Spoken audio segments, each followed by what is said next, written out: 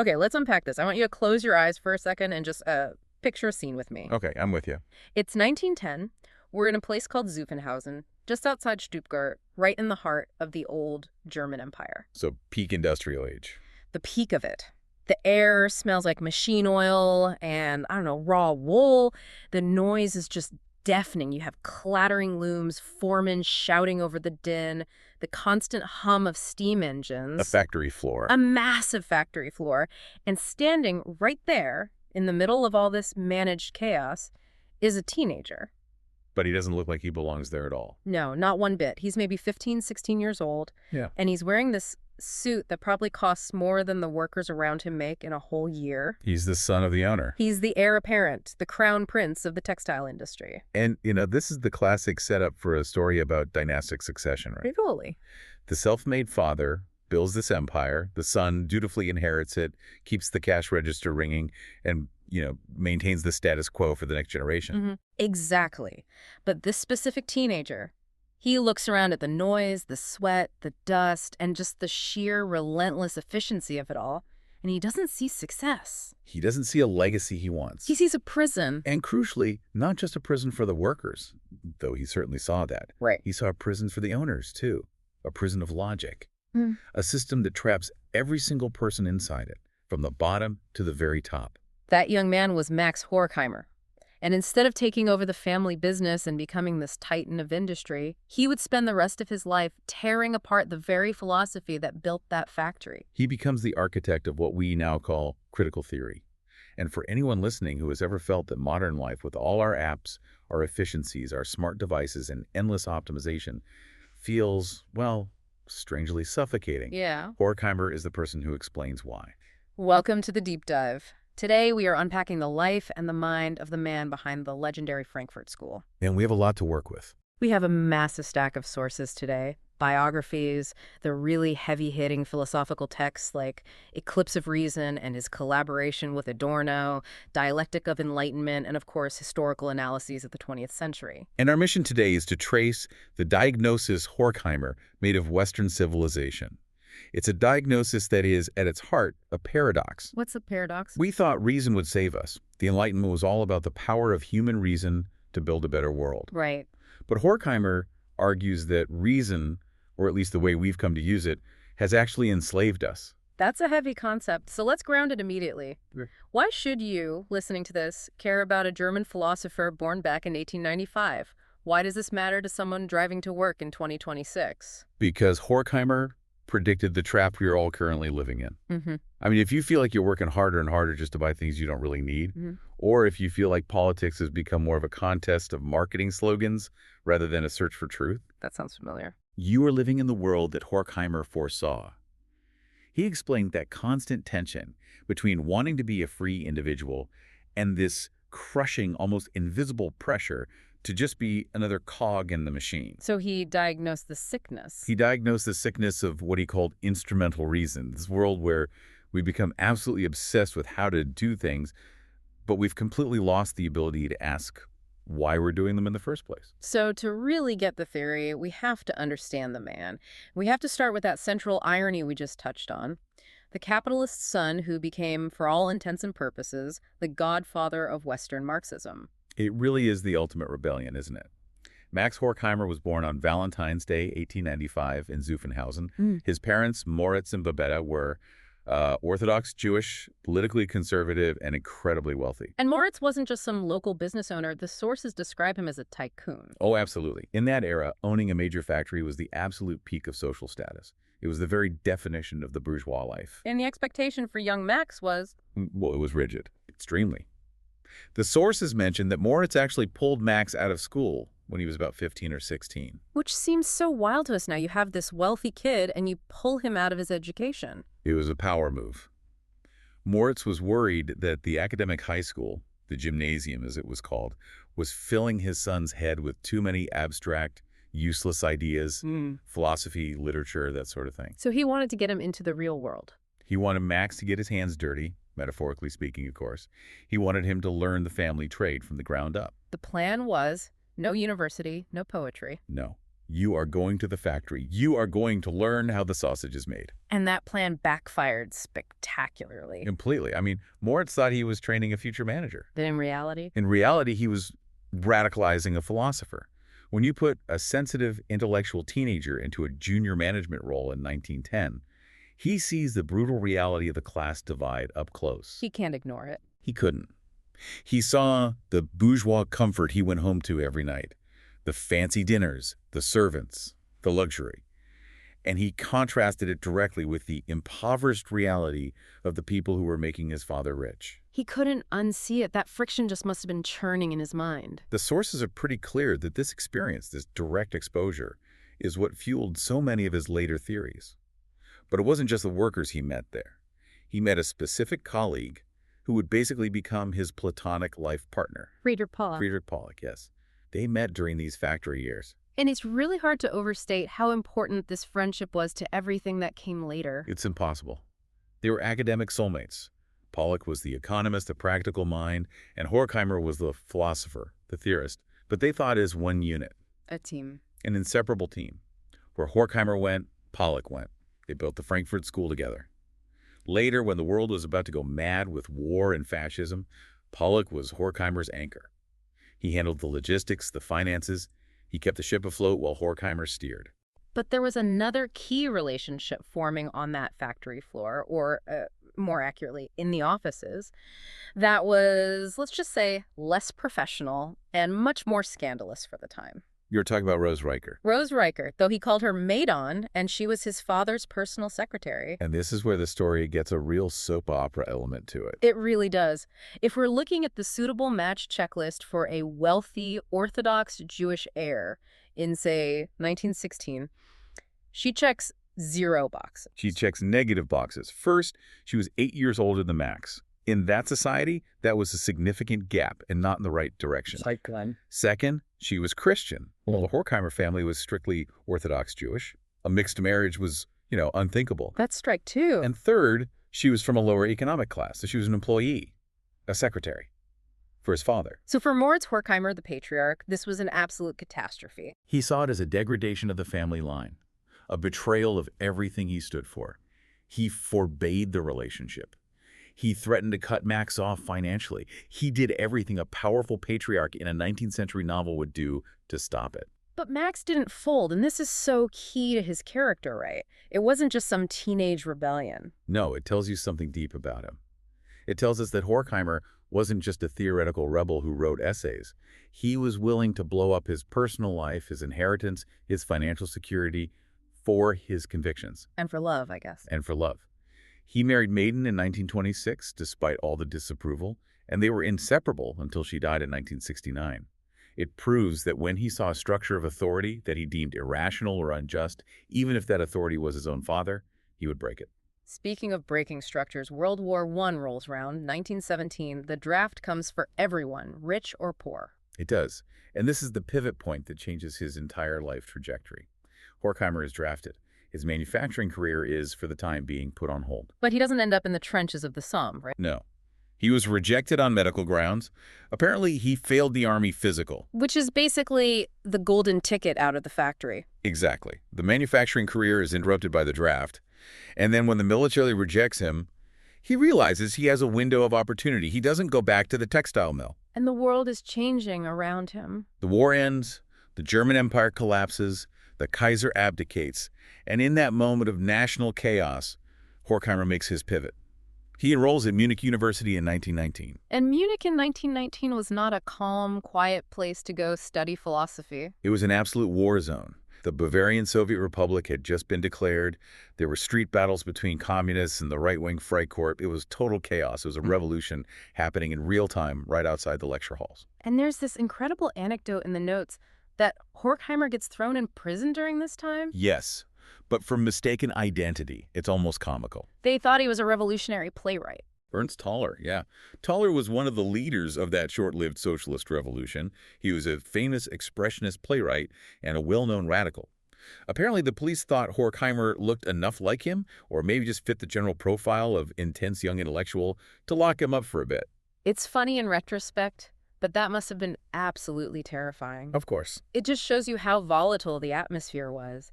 He wasn't just studying philosophy in a dusty library. He was studying it while the world outside was literally on fire. So after he gets out of that whole mix-up, he moves to Frankfurt in Maine. He enrolls to study philosophy and psychology under a man named Hans Cornelius.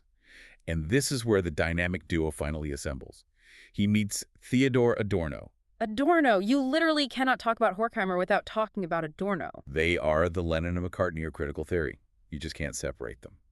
Adorno was a bit younger, a musical prodigy, unbelievably brilliant, and if it's possible, even more pessimistic than Horkheimer. And they just clicked. They formed a kind of mind meld. They wrote together, they thought together, they developed this shared intellectual language that was so dense and complex that some people think they did it on purpose just to keep outsiders from understanding. So let's flash forward a bit. It's in 1930. Horkheimer has his PhD. He's established himself as a private docent, which is basically an unsalaried lecturer who gets paid by students. Right. And then he gets handed the keys to the kingdom. He becomes the director of the Institute for Social Research, Which we now know as the Frankfurt School. and here we are at the second massive irony of his life. We had the capitalist's son who becomes a Marxist. Now we have a Marxist institute that's funded by a capitalist's inheritance. It's the recurring theme. It's just incredible. The institute was endowed by a man named Felix Weil. And Weil was the son of a very wealthy international grain merchant. So money made from the global capitalist grain trade. Exactly. And Felix Weil used his inheritance to fund this radical leftist research center. So Horkheimer gets to sit in a director's chair that's paid for by the surplus value of capitalism, all so he can figure out how to overthrow capitalism. It sounds incredibly hypocritical, but Horkheimer would probably just shrug and argue it's dialectical. Meaning what? You use the tools of the system to dismantle a system. Yeah. You take the enemy's money, and you use it to fund the intellectual artillery that will eventually be aimed back at them. So before Horkheimer takes over, the institute was pretty orthodox Marxist. What does that even mean, and how did he change it? Because this shift is really what put the Frankfurt School on the map. Okay, so Orthodox Marxism in the 1920s, under the previous director, Karl, was very rigid. It was very deterministic. Focused purely on economics. Almost entirely on economics. The belief was scientific and almost mechanical. The economy drives everything. History, culture, religion. It's all just a superstructure built on an economic base. And the conclusion from that is? The working class is miserable because of economic exploitation. Therefore, the working class will inevitably rise up in revolution and overthrow the owners. It's just a matter of time. It's a historical law, like gravity. But Horkheimer looks out the window in Germany in 1930 and says, wait a minute, the workers aren't revolting. Exactly. Not only are they not revolting, many of them are becoming more conservative. Or, even more frighteningly, they're starting to move toward fascism. And Orthodox Marxism just couldn't explain that. It had no tools for it. If the economic conditions are supposedly perfect for a revolution, why isn't it happening? Why are people voting against their own economic interests? So Horkheimer comes in and introduces what he calls the heterodox approach. Okay. He says we need to mash up Karl Marx with Sigmund Freud. The wallet and the brain. That's a great way to put it. Historical materialism meets psychoanalysis. Horkheimer had this breakthrough insight that economic suffering doesn't always lead to revolution. Sometimes it leads to the opposite. Sometimes it leads to a deep psychological desire for a strong leader to come and save you. Sometimes it leads to masochism, a desire to submit. Sometimes people vote against their own economic interests because of deep-seated psychological needs, the need for authority, the fear of freedom, prejudice against other groups. This is huge. He's basically saying you can't understand politics just by looking at the stock market or wage data. I can't. You have to look at the affect, the emotions, the suffering, the irrational desires, the whole messy landscape of human psychology. Precisely. And that was the absolute game changer. It allowed the Frankfurt School to analyze why society was drifting toward fascism, a phenomenon that the Orthodox economists completely missed because they were just looking at the numbers. So they are building this sophisticated new lens to view society, but they don't have much time to use it in Germany. 1933 happens. And the lights go out across Europe. The Nazis rise to power. And the institute is basically target number one. It's Marxist, it's predominantly Jewish, it's run by critical intellectuals, it ticks all the boxes. It was over immediately. The Nazi government officially revoked Horkheimer's teaching credentials, his venial agendae. They raided the institute, seized its massive library. They shut the building down. And the members? Horkheimer, Adorno, Pollock, Herbert Marcuse, they all had to run for their lives. They closed the location in Germany. The sources say Horkheimer emigrated to Geneva, Switzerland first. Then, the following year, he makes his way to New York City. The institute in exile. And this brings us to a moment in the story that I still find completely baffling. Horkheimer, this German Jewish Marxist refugee, gets a meeting with Nicholas Murray Butler, who was the president of Columbia University at the time. The absolute establishment of the establishment. Right. And Horkheimer basically pitches him on giving his radical Marxist think tank a new home. And Butler says, sure. Sure. Bring your whole operation to our Ivy League campus. In fact, here's a building for you. It's just wild. Why would he do that? You have to remember the context of 1934. The full horror of what the Nazis were was becoming much clearer to the intellectual elite in America. There was a sense of solidarity. Butler offered them sanctuary, and that single decision probably saved Western Marxism from being extinguished entirely. So the Frankfurt School sets up shop on West 117th Street in Manhattan. Now imagine that. These intense German philosophers, used to debating Hegel in smoke-filled cafes, are now walking the halls of a perky American university. Talk about a fish out of water. But this move to America is so critical to their story because it exposes them to a completely new kind of horror. It's not the Gestapo. It's not the jackboot. It's commercialism. It's advertising. It's Hollywood. Precisely. They traded the tyranny of the boot for the tyranny of the billboard. And this is what leads us to the absolute core of their philosophy. Let's dig into this term critical theory because that is what they started to fully develop in exile. We hear that term thrown around a lot today, usually as a political buzzword. But what did Horkheimer actually mean by it? How is it different from just thinking or regular science? Horkheimer laid out a very rigorous distinction in an essay between traditional theory and critical theory. Okay, so what's traditional theory? Traditional theory is like a scientist observing an ant farm from outside the glass. You describe what the ants are doing. You map their tunnels. You analyze their food gathering habits. So you're a neutral observer. Exactly. You treat the system as a fixed objective reality that you just have to understand and describe. It accepts the rules of the game. It says, this is how the economy works, implying that's just how it is, like it's a law of nature, like gravity. It's passive. It's passive. Critical theory, on the other hand, asks, who built this ant farm? Why are the ants trapped inside this glass box? And how can we break the glass? So it's theory with an agenda. It is theory with an explicit agenda. Its goal isn't just to describe society, but to change it. Its purpose is to emancipate people from the hidden structures that dominate them, whether those structures are economic, psychological, or cultural. The sources mention a fantastic phrase to describe their general vibe. Pessimistic Jewish transcendentalism. That is a mouthful. Can you unpack that for us? It's essential to getting their worldview. Let's break it down. Transcendentalism here means they believe there is a better truth, a potential utopia, or a state of true justice that is possible. So they're not nihilists. They're not saying everything is meaningless. No, not at all. They believe things could be radically better, but, and this is the key, the pessimistic part means they don't see a clear path to actually get there. They aren't optimistic revolutionaries waving flags and predicting inevitable victory. No, they are deeply, deeply skeptical that we will ever actually make it.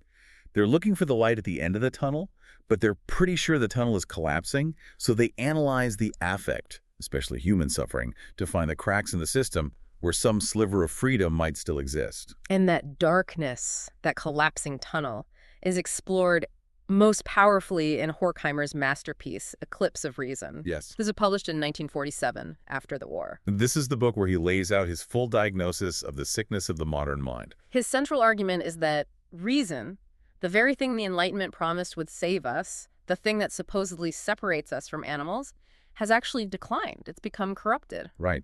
And he breaks it down into 3 distinct types.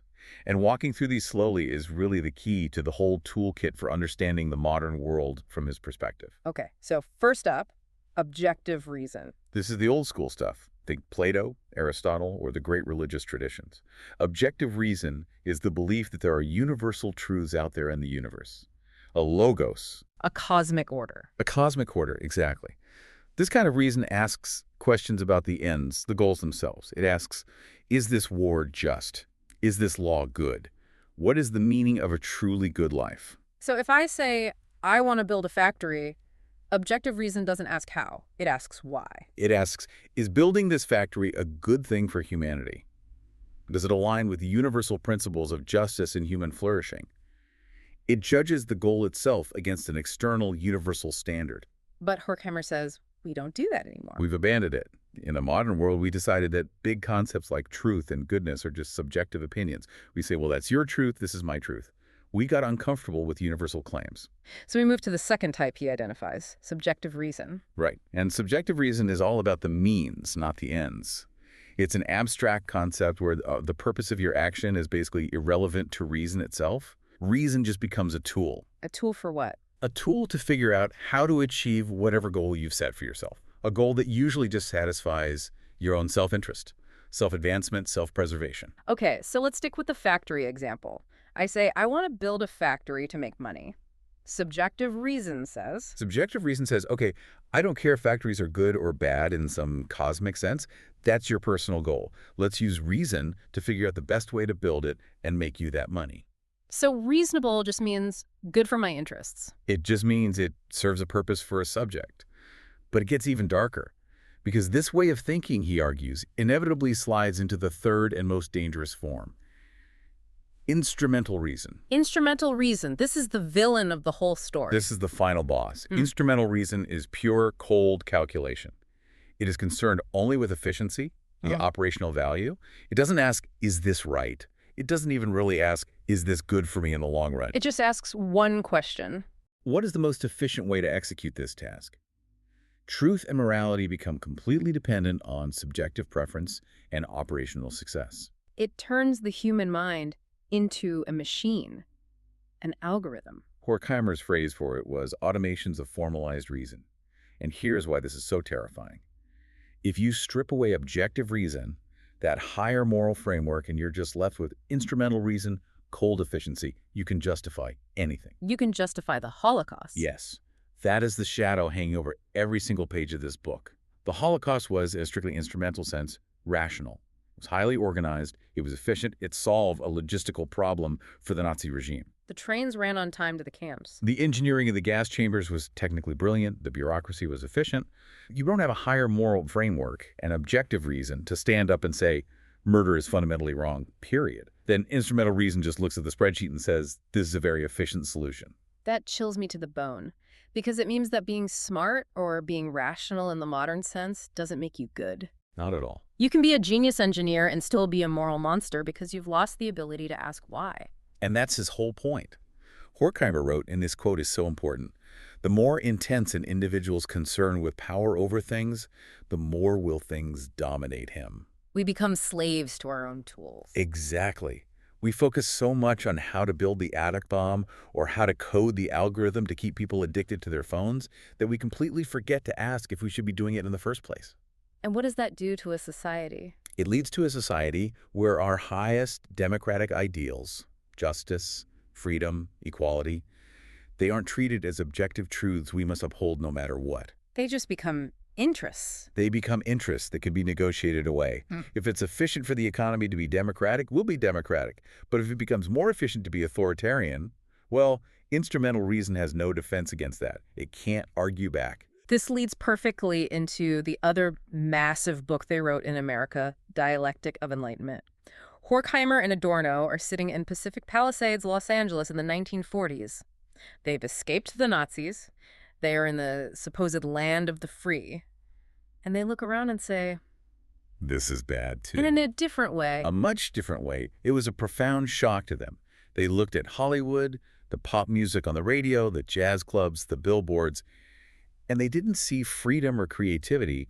They saw a highly efficient system they called the culture industry. Let's make the distinction because it's an important one.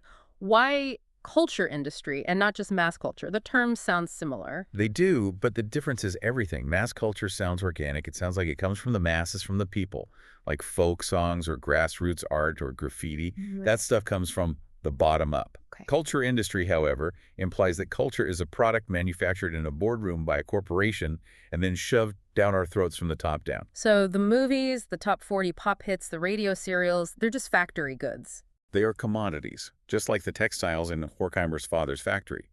And the goal of the culture industry, they argued, is to stupefy the masses with an endless stream of mass-produced, standardized copies. Standardization. That's a key word for them. The key word. Products appear to change on the surface. A new superhero movie, a new pop song.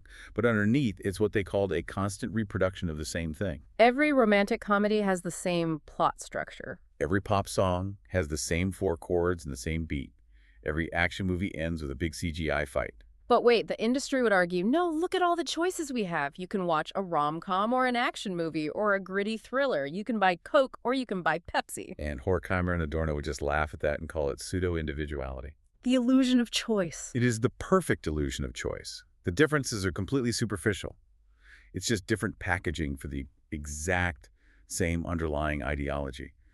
Whether you choose Pepsi or Coke, you are still drinking brown sugar water produced by a massive industrial complex. And whether you watch the Marvel movie or the DC movie, You are still consuming a simplistic hero narrative that reinforces the status quo and never challenges your core beliefs.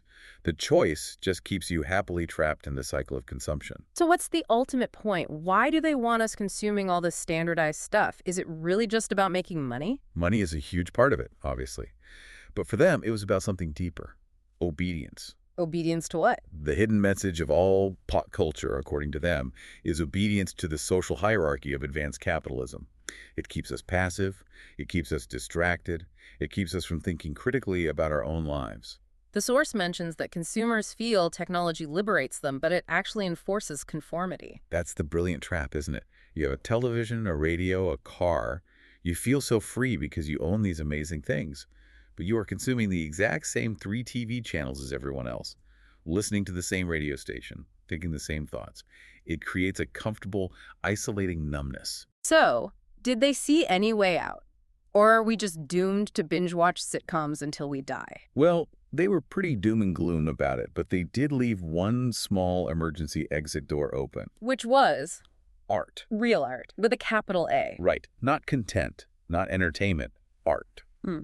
They believe that genuine, challenging, avant-garde art music that is discordant and difficult, like Schoenberg, or paintings that are confusing and abstract, like Picasso, that kind of art acts as a shock to the system. Because it's not easy to consume. Exactly. It resists the culture industry because it forces you to think, it makes you feel uncomfortable, it makes you question what you're seeing or hearing. It doesn't just pacify you and give you easy answers. The blockbuster movie does the thinking for you. It tells you exactly when to cry, when to cheer. Right. Whereas the abstract painting forces you to, as they said, think through that thinking. That moment of self-reflexivity, of confusion, that's the antidote to the industry's poison. So if you're standing in a museum and you're completely confused by a piece of art, that's actually a good sign. For Horkheimer and Adorno, that confusion is a sign that your brain is waking up from the coma induced by the culture industry. I want to briefly touch on a couple of other works mentioned in the stack here. There's a collection of essays from the 1930s, that transition period, called Between Philosophy and Social Science. Yes, and this is where Horkheimer really drills down on this concept of the individual. He's wrestling with how to remove the individual from mass culture, how to save the self. He has a very specific definition of what a true individual is, doesn't he? It's not just being a person. Not at all. He argues that an individual isn't just a biological body moving through space and time. A true individual is someone with awareness of his own individuality, including recognition of his own identity. Meaning you have to know yourself. You have to be aware of yourself against the system. You aren't truly an individual if you're just a cog in the mass culture machine, unconsciously echoing what the radio tells you to think. Individuality requires critical self-awareness. And then later, in 1950, comes this other big project, the authoritarian personality. This was a pivot for them, wasn't it? A move towards empirical science. It was a major pivot. Horkheimer was back in America for a time, and he was directing the scientific division of the American Jewish Committee. They launched this massive project called Studies in Prejudice. And the goal was? To answer the question, why do people follow dictators? Why is prejudice so contagious? They wanted to get beyond pure philosophy and actually measure it. So they stopped just theorizing from the armchair and started developing surveys and studies. Exactly. They developed what became known as the F scale, the fascism scale. They tried to identify and measure the specific personality traits that make someone more likely to submit to authority and hold prejudiced beliefs. And what did they find? It was a massive contribution to social psychology. It showed that fascism isn't just a political system you vote for. It's a deep personality structure. It's rooted in things like a repressive childhood, rigid black and white thinking, and a deep-seated fear of weakness and ambiguity. Which brings us to the final chapter of Horkheimer's life. The war ends. The Nazis are defeated. And in 1949, he goes back. He returns to Frankfurt. That must have been an incredibly strange and difficult thing to do. Returning to the city he fled, a city that had been bombed into rubble, a country that had murdered his people. I can't even imagine how difficult it must have been. But he felt a duty. He had to rebuild. He reopened the Institute in 1950. He even served as the rector of the University of Frankfurt between 1951 and 1953. He essentially rebuilt the intellectual life of the city from the ashes. But the fire in his belly, the revolutionary spirit, it seems to change in these later years. The sources talk about a definite shift to pessimism. Yes. The commentator Inger Solti, who is mentioned in the source material, describes it perfectly as a move from the revolutionary optimism of the interwar years to a deep revolutionary pessimism. What caused that pessimism to set in so strongly? The betrayal of the working class. Or maybe failure is a better word. The betrayal how? What did they do? It's what they didn't do. Remember, back in the 1920s, the great hope of all Marxists was that the working class would be the engine of history, that they would overthrow capitalism. But they didn't. They didn't. By the 1950s and 60s, Horkheimer realized they never would. The economic boom of the post-war era, the golden age of capitalism, it essentially bought the workers off. They got washing machines, televisions, cars, paid vacations. They became comfortable. And a comfortable worker doesn't want to overthrow the system that gives them comfort. They want to protect their comfort. So the working class, in Horkheimer's theory, became an empty placeholder. The agent of revolution was gone. And this changed his work. It did. He stopped doing empirical research on actual economic crises and retreated more and more into abstract philosophy and even theology. And this created what some commentators have called the homeless left. Right. It's a term for leftists who were so disappointed by the working class that they turned away from economics and focused on culture and ideology to explain what went wrong. It's a left that's more at home in a university than on a picket line. And in this later, more pessimistic phase, he takes a public stance that usually shocks people when they first hear about it. The pill. The birth control pill. This is such a fascinating specific detail. In the late 1960s, the era of the sexual revolution, free love, Woodstock Max Horkheimer, the great Marxist critic, came out in support of Pope Paul VI's stand against artificial contraception. The Marxist and the Pope, walking hand in hand. Why on earth would he do that? It wasn't for any religious reason, of course. For Horkheimer, it was completely consistent with his lifelong fear of instrumental reason.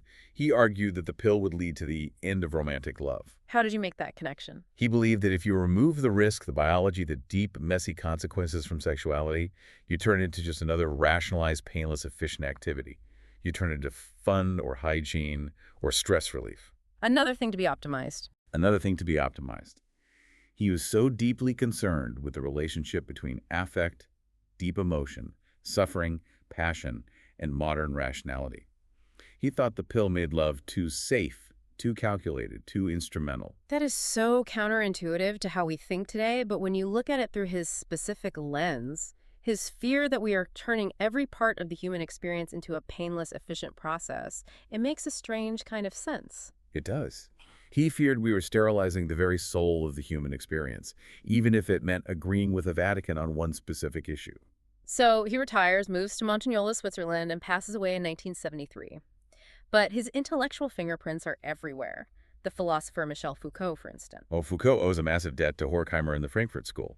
The idea that power isn't just located in the White House or the police station, but that it operates through the language we use, the schools we attend, the way we treat mental illness, that whole analysis of micropowers tracks directly back to Horkheimer. But there is a subtle distinction made in the sources. The shift from counter-hegemony to anti-hegemony. Can you explain that? Sure. Counter-hegemony, like what the Italian Marxist Antonio Gramsci proposed, is about building a new power to rival the old one. It's about building a working-class movement to take over the state. It's offensive. It's playing offense. Anti-hegemony, which is where Horkheimer and later Foucault ended up, is more about critiquing power itself. It's about dismantling, exposing, analyzing power in all its forms. but not necessarily building a new political party to take over. It's a more defensive, critical stance. So they became the watchdogs, not the new wolves waiting to take over. You could definitely say that. Okay, let's try to wrap this all up for the listener. We've covered the factory floor, the escape from the Nazis, the critique of reason, and the deep dive into the culture industry. What are the big, essential takeaways from Horkheimer's life and work? Well, first and foremost, the shift from pure economics to psychology. Horkheimer and the Frankfurt School showed us that you can't possibly understand modern politics unless you understand the human mind and all its irrational, often self-destructive desires. Okay, that's number one. What's number two? The trap of instrumental reason. It's his biggest warning to us.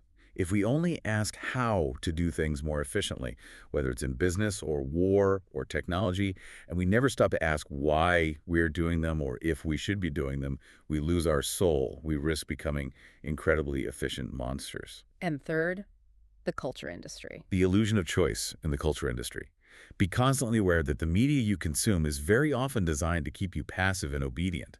Real freedom requires active, critical thinking, not just choosing between Channel A and Channel B on your streaming service. I want to leave everyone with one final provocative thought to chew on.